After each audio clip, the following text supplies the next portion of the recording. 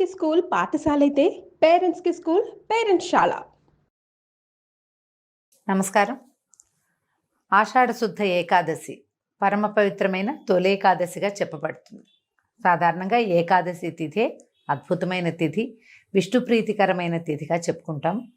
అయితే ఈ ప్రత్యేకంగా తొలి ఏకాదశి నాడు విష్ణువు యోగ నిద్రలోకి వెళ్తాడని, ఇక్కడి నుంచి 4 నెలల పాటు మళ్ళా కార్తీకంలో వచ్చే శుక్ల ఏకాదశి దాకా ఉత్థాన ఏకాదశి అంటారు, అప్పటిదాకా ఆయన నిద్రిస్తాడని చెప్తారు. ఈ 4 నెలల్ని చాతుర్మాస్యంగా భావించి ఈ 4 నెలల కాలంలో కొన్ని రకాల నియమాలు పాటించే విధానం కూడా కనపడుతుంది. అనేక మంది మఠాధిపతులు, పీఠాధిపతులు, సన్యాసం అది స్వీకరించిన వాళ్ళు కూడా చాతుర్మాస్యం చేయటం కనపడుతుంది. సంసారులు కూడా, సాధారణమైన వాళ్ళు కూడా చాతుర్మాస్య దీక్ష పెద్దవాళ్ళు దీక్ష తీసుకుంటారు. అది ఇక్కడి నుంచి మొదలు ప్రతి నెల ఒక్కొక్క వస్తువుని వ్యర్థ పదార్థంగా తీసి పక్కకు పెడతారు. వాళ్ళ పద్ధతి ప్రకారం చేసుకోవచ్చు. అయితే ఈ చాతుర్మాస్యంగా చెప్పబడే 4 నెలల కాలంలోనూ విష్ణుదేవుడు, మహావిష్ణువు పాతాళంలో ఉన్నటువంటి బలిచక్రవర్తి వద్దకి వెళ్తాడని ఇలాంటి ఒక కథనం కూడా కనిపిస్తుంది. మధ్యలో ఆయన పక్కకి తిరిగి పడుకుంటాడు. ఇప్పుడు యోగ నిద్రలో ఉన్న విష్ణువు పరివర్తన ఏకాదశిగా చెప్తారు, పక్కకి తిరిగిన ఏకాదశి కూడా ప్రత్యేకంగా. అయితే ఈ ఏకాదశిలో మొదటిగా తొలి ఏకాదశిగా చెప్పబడే ఈ ఏకాదశి రోజున పేలపిండిని విష్ణువుకి నివేదన చేస్తారు. పేలపిండి పంచిపెట్టచ్చు, చాలా విశేషమైన దానంగా పరిగణించబడుతుంది. ప్రసాదంగా ఇవ్వచ్చు, దానంగా ఇవ్వచ్చు. ఈ తొలి ఏకాదశి రోజున అన్నం పూర్తిగా నిషేధం, మాంసాహారం నిషేధమే. ఆ తర్వాత ఒకవేళ ఏదైనా అనారోగ్యంగా ఉండి ఆహారం విసర్జన చేయలేము, ఉపవాసం చేయలేని వాళ్ళు సాత్వికమైన ఆహారం ఏదైనా తీసుకోవచ్చు. ఉల్లి, వెల్లుల్లి అలాంటివి తీసుకోకూడదని చెప్తారు. అయితే ఏకాదశి సాధారణంగా మనం అందరూ ప్రతి ఏకాదశికి ఉండేటట్టుగానే ఈ తొలి ఏకాదశి నాడు కూడా ఆ రోజంతా ఉపవాసం ఉండటం, పగలు నిద్రించకూడదు, రోజంతా విష్ణునామస్మరణలో ఉండాలి, ఎక్కువగా నామపారాయణ చేసుకుంటే మంచిది. మళ్ళీ మర్నాడు ఉదయం ద్వాదశి సమయం దాటకుండానే పారణ చేయటం, ఎవరికైనా బ్రాహ్మణ భోజనం ఇవ్వటం, బ్రాహ్మణులకి భోజనం పెట్టడం, లేదా మోయిని ఇవ్వటం, పొత్తర్లు ఇస్తామంటారు, అలాంటిది ఏదైనా ఇవ్వచ్చు. ఇచ్చి తాము భోజనం చేస్తే తొలి ఏకాదశి వ్రతం పూర్తవుతుంది. ఈ తొలి ఏకాదశిని శయనేకాదశిగా కూడా చెప్తారు. విష్ణుమూర్తి నిద్రపోతారు కాబట్టి, ఇక్కడి నుంచి నిద్ర మొదలు కాబట్టి. అయితే ఇప్పటి నుంచే మనకి కొద్ది రోజులు, ఒక 10 రోజుల తర్వాత ఇంచుమించుగా దీనికి దగ్గరలోనే ఉత్తరాయణ కాలం వెళ్ళిపోయి దక్షిణాయనం మొదలవుతుంది. ఉపాసనా కాలంగా చెప్తారు. దేవతల నిద్రాకాలం అని, ఇప్పుడు తప్పకుండా ఉపాసనలు పెంచాలని. పండగలు చాలా వస్తాయి చూడండి. ఈ తొలి ఏకాదశి తర్వాత క్రమంగా మనకేముంది, ఆషాఢం వెళ్ళిపోతే శ్రావణం వస్తే అన్ని పూజలు. భాద్రపదంలో 10 రోజులేమో మనం గణపతికి పూజ చేసుకుంటాం. పౌర్ణమి గడిచి గణపతిని పంపించంగానే పితృ అమావాస్యలు అవి వచ్చేస్తాయి, పితృపక్షాలు వస్తాయి, మహాలయ పక్షాలుగా చెప్పబడతాయి. పితృపక్షాలు చేస్తాం. పితృపక్షాలు భాద్రపదం వెళ్ళంగానే ఆశ్వీజ మాసం వస్తుంది. 10-12 రోజులు అమ్మవారిని సేవిస్తాం. 10 రోజులు అమ్మవారి సేవ అవుతుందా, మళ్ళీ ఒక 15 రోజులు గడిచేసరికి లక్ష్మీదేవిని పూజ చేసుకుంటాం. దీపావళి వెళ్ళిన తెల్లవారి నుంచి మొదలు కార్తీక మాసం మహత్తరమైన ఉపాసనా మాసం. అది కార్తీక స్నానాలు అవి చేస్తాం. కార్తీకం అవి మార్గశిరం రాగానే ఒక వారం గడిచేసరికి ధనుర్మాసం ప్రారంభం అవుతుంది. మళ్ళీ విష్ణు పూజ మొదలు పెట్టుకుంటాము. ధనుర్మాసం పూర్తయి ధనుసయి మార్గశిరం అయిన తర్వాత పుష్యమాసం సగపడి పడేసరికల్లా మళ్ళీ మనకి ఉత్తరాయణ పుణ్యకాలం మళ్ళీ మొదలవుతుంది. ఈ దక్షిణాయనం అంతా కూడా దేవతల నిద్రాకాలంగా ఉండి, ఈ సమయంలో మనం ఉపాసనలు, స్నానాలు, పూజలు, హోమాలు, తీర్థయాత్రలు అలాంటివన్నీ చేయటం వల్ల ఏమవుతుంది, భూమికి బలం వస్తుంది, మనకి పుణ్యబలం పెరుగుతుంది, దేవతలు కూడా బలం పుంజుకుంటారట.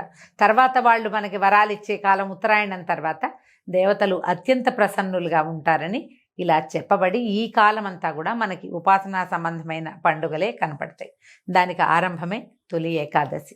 ఆషాఢ మాసంలో ఇంకా వేరే పండగలేం లేవు. ఆషాఢ మాసం శూన్యమాసం, ఖాళీ. కొత్తగా పెళ్ళైన ఆడపిల్లలు పుట్టింటికి వచ్చేస్తారు, అల్లుడు గడప దాటకూడదు, ఇలాంటి నియమాలు కూడా మన ప్రాంతంలో కనపడతాయి. అయితే ఆషాఢంలో ప్రత్యేకంగా ఆడవాళ్ళు గోరింటాకు పెట్టుకోవాలని, మునగాకు తప్పకుండా, అవిసె కూర, మునగాకు అవి తినాలని చెప్తారు. ఇవన్నీ కూడా సీజనల్గా చెప్పబడినవేనండి. ఆషాఢం తర్వాత ఏముంది, శ్రావణ భాద్రపదాలు వస్తాయి. శ్రావణ భాద్రపదాలు అంటే వర్ష ఋతువు, వర్షాలు వస్తాయి కదా. ఈ వానలు వచ్చే ముందు కాలం అంతా కూడా మనం మన గోళ్ళు, వేళ్ళు, చర్మం, పొట్ట అంటే మా గట్టుని అన్నిటినీ రెడీగా చేసుకోవడం కోసమే ఈ గోరింటాకులు పెట్టుకోవటము అలాంటివన్నీ. తర్వాత ఈ మునగాకు తినటము, మొరింగా అని ఇప్పుడు చాలా ఫేమస్ అయింది మునగాకు. ఈ మునగాకు కనుక తింటే ఏంటంటే గట్ ఫ్రెండ్లీ, అది మనకి శరీరాన్ని శుద్ధి చేస్తుంది. ఆదివారాలైనా కనీసం తినాలంటారు. తెలంగాణ ప్రాంతం అంతా ఆషాఢ మాసం అంతా కూడా అమ్మవారి సేవాకాలం నడుస్తుంది. విశేషంగా గ్రామదేవతల్ని అర్చిస్తారు, ఆమెకు బోనాలు సమర్పిస్తారు. ఆదివారం నాడు అసలు హైదరాబాద్లో అటు ఇటు నడవలేం మనం, రోడ్డు మీద చాలా రష్గా ఉంటుంది. అన్ని చోట్ల బోన సమర్పణే కనపడుతుంది. అన్ని దేవాలయాలు బిజీగానే ఉంటాయి. ఒక్కొక్క ప్రాంతంలో ఒక్కొక్క రకంగా చేస్తారు. ఈ ప్రాంతపు ఆచారం ఇట్లా కనపడుతుంది. ఆంధ్ర ప్రాంతంలో ఇంకొక రకంగా అమ్మవారికి ఆషాఢ ఆదివారాల్లో అమ్మవారికి పెరుగన్నం ఇవ్వటం, గంగానమ్మకు పెట్టడము, అది కొన్ని ప్రాంతాల్లో కనపడుతుంది. ఈ ప్రాంతీయ ఆచారాల్ని మనం ఎలాగూ పాటిస్తాం. ప్రాంతాలకి అతీతంగా ఈ తొలేకాదశి పండగని అందరము చేసుకుంటాం. ఈ రోజున తెల్లవారే స్నానం చేసి తలంటు పోసుకోకూడదండి. నూనె రాసుకుని స్నానం కాదు, తల కొంచెం కుంకుడుకాయతోటో లేదా కాస్త షాంపూతోటో తల రుద్దుకోవటం, తల కడగటమే.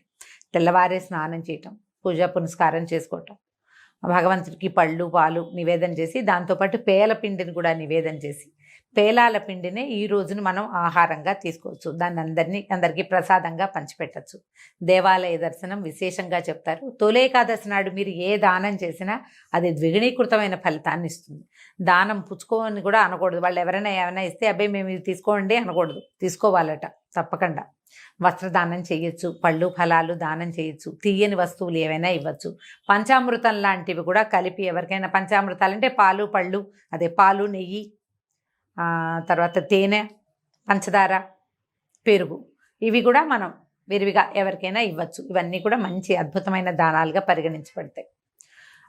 ఈ రోజంతా కూడా విష్ణునామ సంకీర్తన చేసుకుంటూ రాత్రికి జాగరణ ఉండగలిగితే చాలా మంచిది. ఏదైనా గర్భవతులు, పెద్దవారు, మరి చిన్నపిల్లలు వీళ్ళంతా అన్నం తినకుండా ఉండలేని వాళ్ళైతే వారికి ఉపవాస నియమం లేదు.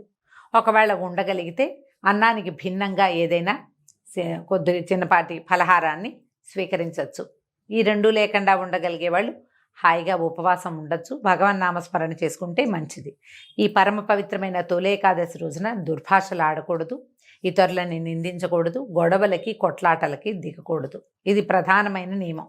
మీరు ప్రశాంతంగా ఉండి ప్రపంచాన్ని ప్రశాంతంగా ఉండనివ్వాలి. మర్నాడు ఉదయం పొద్దునే మళ్ళీ స్నానం చేసి దేవతార్చన చేసుకుని వంట చేసుకుని స్వామికి నివేదన చేసి ఎవరికైనా భోజనం పెట్టి మనం కూడా భోజనం చేయగలిగితే మంచిది. దక్షిణ తాంబూలాదులతో బ్రాహ్మణ్ణి సత్కరిస్తే మరీ మంచిది. ఇది సంవత్సరానికి ఒకసారి వచ్చేదే. ఈ మనం మామూలుగా చెప్పుకునే ఏకాదశుల్లో ప్రత్యేకంగా ఈ ఒకరోజు ఉపవాసం ఉన్నా చాలు. 24 ఏకాదశులు వస్తాయి మనకి సంవత్సరానికి. అవన్నీ చేయలేము. ఈ ప్రఖ్యాతమైన ప్రత్యేకత ఇది. స్వామివారు ఈ రోజున యోగ నిద్రలోకి వెళ్తాడు కాబట్టి ఈ రోజున అయినా సరే మనం ఉపవాసం చేయగలిగితే మంచిది. ఒకవేళ ఉపవాసం ఉండలేని వారు కనీసం మాంసాహారం తీసుకోకుండా అయినా ఉండగలిగితే మంచిది. భగవన్ నామస్మరణ చేసుకోండి, విశేషమైన ఫలితం లభిస్తుంది. అవకాశం ఉన్నవాళ్ళు ఈ పండుగని చక్కగా జరుపుకోవచ్చు. ఇవేటికి అవకాశం లేదు, ఏదో భోజనం చేసేస్తాం, దేవాలయ దర్శనం చేయొచ్చు కదా, కనీసం దేవాలయ దర్శనమైనా చేసుకోండి. విష్ణునామ సంకీర్తనతోటి ఈ తొలి ఏకాదశి పండుగని చక్కగా జరుపుకుందాం. నమస్కారం.